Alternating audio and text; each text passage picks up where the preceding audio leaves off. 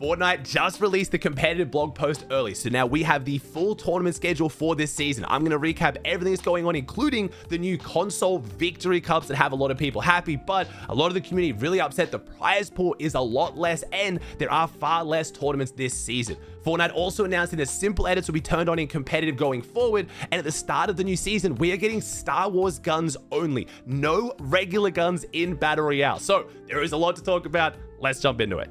Because I just made a video saying we don't know what's going on with tournaments this season, of course, I've woken up to Fortnite putting out the entire competitive blog post with everything we need to know about tournaments. So let's go through it and let's talk about what's going on, because right now there's a lot of people quite upset because we do not have a lot of tournaments. We have one 2-round trio cash cup every week, one victory console cup.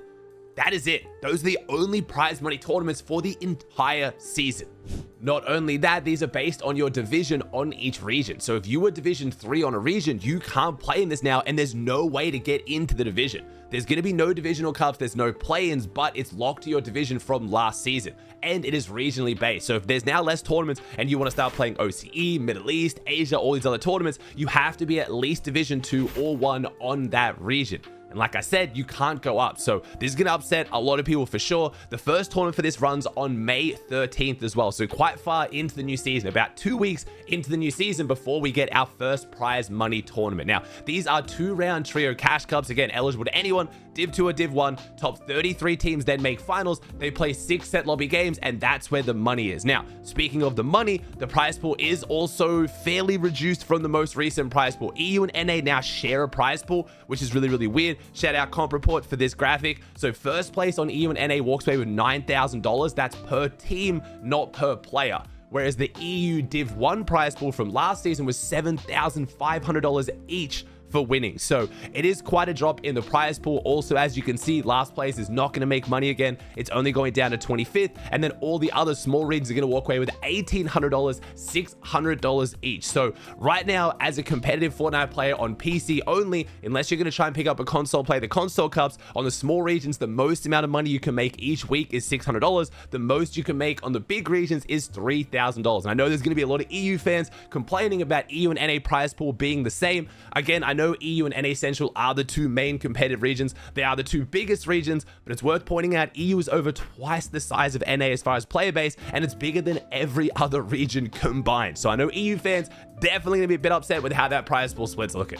Now, there are only going to be 3 of these tournaments. We're gonna have one on May 13th and 14th, May 20th and 21st, May 27th and 28th. Now, again, this is a super short season. It's only gonna be like 35 days long, so it doesn't sound like a lot, but because we're waiting so long to run these tournaments, you know, like 2 weeks in to such a short season, the end of the season will at least have some tournaments, but the start is gonna be a little bit quieter. Now, there's one other prize money tournament every single week, but it's console only.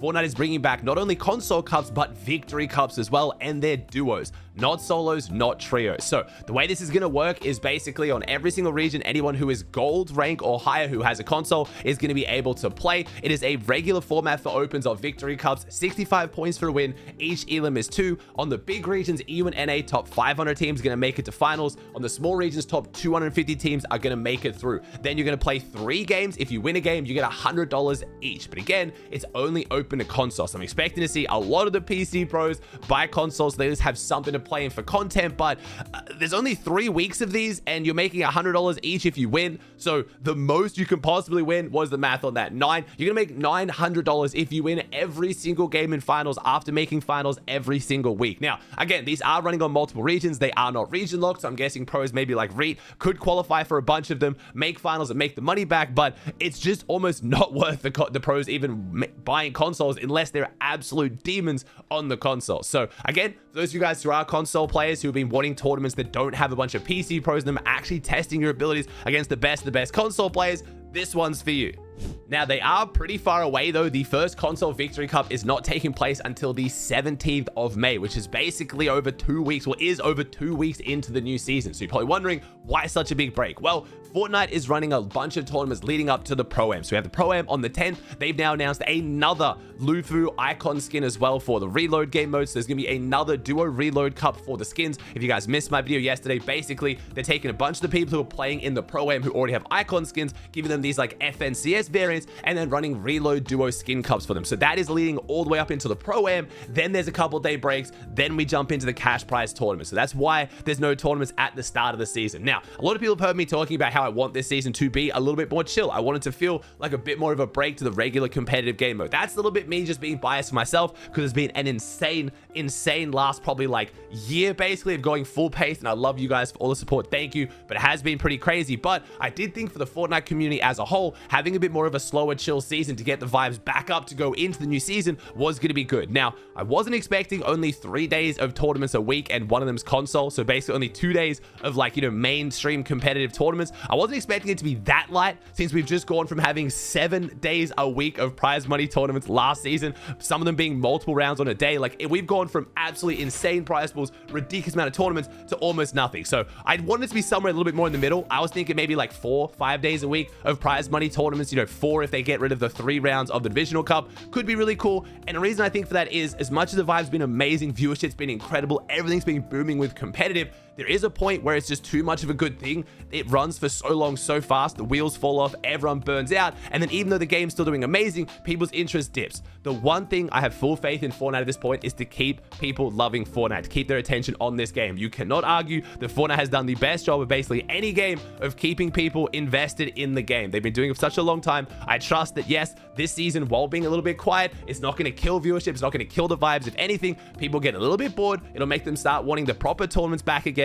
We jump into the new season, we have FNCS Major 2, all the craziness starts again, and the re-energized, you know, vibes and from the community, I think will be worth it. Now, I'm guessing Fortnite is going to add something in here though. I feel like we're going to have to get some kind of a reload cup. I don't know why they wouldn't announce it. Maybe at the Pro-Am, they'll do some kind of announcement for a big reload cup or something. I'm just looking at this schedule, and there's just too many days with nothing on for Fortnite, who have been running so many tournaments. They could just want this to be a truly chill season because it is Star Wars themed. It's a little bit goofy. They don't want to run too many tournaments, but it's a very big switch from where they just were. I'm still expecting them to announce something. If they don't though, it's only a few weeks. There's only like 3 weeks of these tournaments anyway before we're in the new season. I'm guessing there'll be hopefully some big third-party tournaments. I'll try and cook up some crazy content, maybe with some tournaments with pros and doing some other cool stuff in this gap. So either way, I don't think it's going to feel too bleak, but I know a lot of people are going to be upset looking at this schedule and wondering what happened with the new season.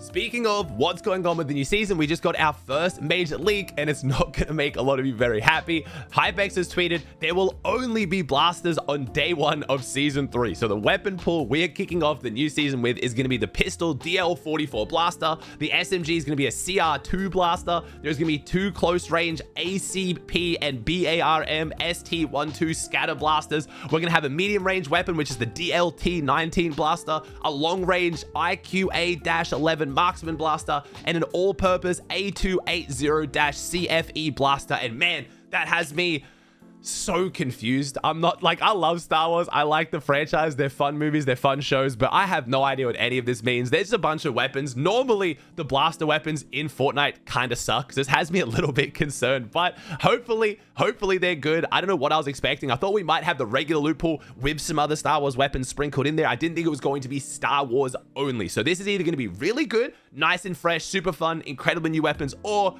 it's going to be terrible. Now, hopefully Fortnite's been smart and they've kind of just reskinned existing guns and given them like kind of like pew pew, like laser, kind of like, you know what I mean? But the actual weapon functions the same. Hopefully. I could be completely wrong. Some of these guns are looking straight up insane. This bottom right one looks like something straight out of Save the World. I have no idea what I'm looking at here.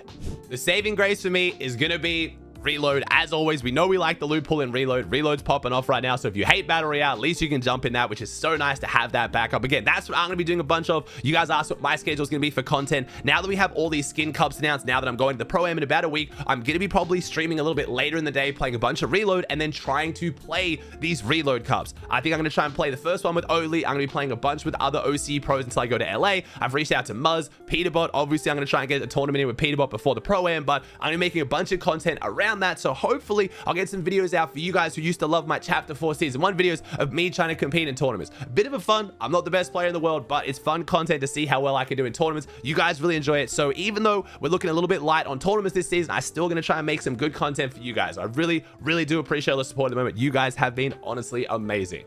Sorry, I almost forgot. I basically wrapped up the video. I didn't even talk about simple edits being in tournaments. Fortnite is now enabling simple edits in all game modes. Now, it was going to be enabled in the Pro-Am, but the Pro-Am was not as serious of a competitive event. Fortnite said the players who've been practicing on it, like Courage GD, will be able to use it, fully supporting that. Now, it being on in regular tournaments, I have pros and cons. Right now, I truly don't think Simple Edit is better than pros with just regular edit. Obviously, these pros have built up thousands and thousands of hours of muscle memory. There's so much more control and finesse when it comes to regular editing, but Simple Edits is kind of crazy, and it does lower the skill gap a lot. I think if you took two players, brand new to the game, put them with 500 hours of regular editing, 500 hours with simple editing, the one with simple edits is actually probably going to be better, but you then give them 5,000 hours, and I think the regular editor comes out on top. But is that necessarily a bad thing to get people into competitive Fortnite and get them competing and enjoying the game? Probably not. Do I think people who, put thousands of hours into simple edits are going to still be crazy? Yes. I'm interested to see where people push this, because that's me saying that right now, my understanding of simple edit. But as with Fortnite, man, the community always takes something and goes so far past their expectations. Like, look what building is now compared to what you thought it was going to be in chapter 1. So there's gonna be some kids who are absolute freaks on this setting doing some crazy stuff, and honestly, I'm kind of excited for it. It is an entirely different playstyle. There's gonna be a lot of pros who now, I guarantee, make this their identity. They are gonna be a pro who plays on simple edits. It has me a little bit tempted. I was talking to my community about whether I was going to run this coming into the Pro-Am, but I'm at the point where I have been playing for a decent amount. I'm not the best by any means, but simple edits makes you a lot faster. It lets you do some crazy aggressive plays, but coming to the Pro-Am, I don't want to be more aggressive. I don't want to open up a giant wide edit and Courage GD and Cole just absolutely dominate me, okay? I want to try and play safe, cool, calm, and slow. But if I was actually going to start playing tournaments seriously, if I was going to start competing, there is a solid argument to be made that investing time in a simple edit now, if you're not crazy at regular editing, could be the play. So I'm excited to see what this means for the game. Fortnite has been kind of, on and off with simple edits, turning it on by accident, turning it off in tournaments, out of tournaments. This is an official announcement in the blog post. This isn't them just turning it on by accident. This is them officially announcing simple edits is in tournaments and will be going forward.